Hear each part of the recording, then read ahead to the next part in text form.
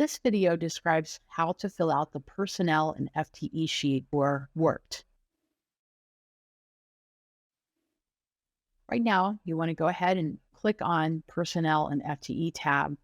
Note that there are these black plus signs along the very top. These are collapsed groups of columns. The plus signs turn into a negative sign when the columns are expanded, and these icons are basically toggles to collapse and uncollapse. You want to keep these columns collapsed for now, but don't forget about them because you might need them later. Let me just show you what happens when you click one of the plus signs. So it then reveals these previously hidden columns. But you can see that they take up a lot of space. So for now, we're going to hide them. If you ever need assistance, click the Help button, which will open up a side panel on the right side of the screen and give you more details regarding what each field in the sheet is. You may have to click Help twice. The first time you click will ask you to authorize the script that runs it.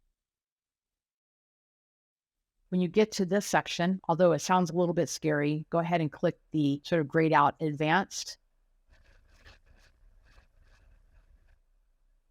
And then go to Proposal Work Plan Prep. And then Allow. Now, when you click on Help, the Help menu will occur on the right.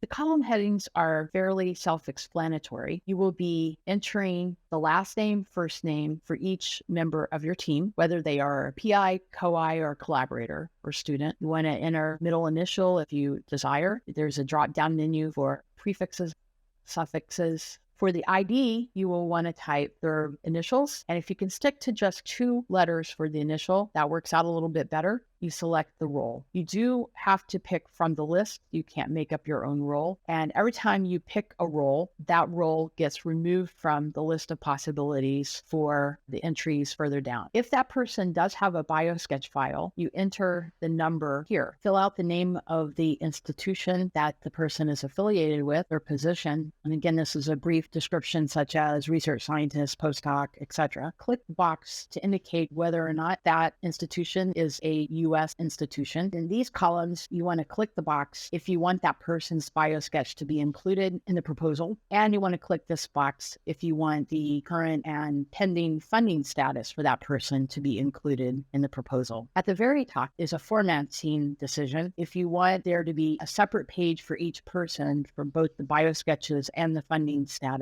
then you click the box. Otherwise, it'll just be one big run-on file without a page break in between the persons. FTE accuracy default of 0.05 typically works pretty well. For more information about what this accuracy means, you can check the note that's provided. These columns are not in yellow, so you don't touch them manually. In the travel section, enter the number of domestic and international trips that will be taken in the years of the grant. You can expand the columns to year 5 if your proposal goes that many years by just clicking on the plus sign above. So again, the numbers that go in here would be the number of trips. To add more rows in this page, just add the rows in the usual Google Sheet way. Put your cursor where you want the row to occur, right-click, then select Insert either row above or row below. The only warning here is never select the bottom red row when trying to add a new row. If you need to delete a row, select that row and hit Delete Row. Let's see what this page looks like when it's been filled out. Here's what this page looks like when it's been fully populated. I did leave out the link to the BioSketch for this individual because I wanted to show you how to enter it in such a way that makes reference to that sheet really easy later on. For example, you'll know that for these other 2 entries, when you put your cursor over the cell, immediately pops up a little thumbnail of what the bio sheet looks like. And if you click on that icon, you will be taken to that file and you can do editing or whatever. By providing that URL link within the Google ID number, you have a good reference built into the sheet as well. So let me show you how to make the URL appear with a Google number. If we go to the spreadsheet for Sally Smith, copy the URL at the top, and then paste that into the cell.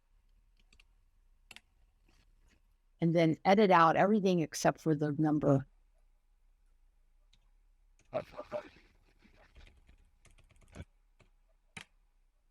And there we go.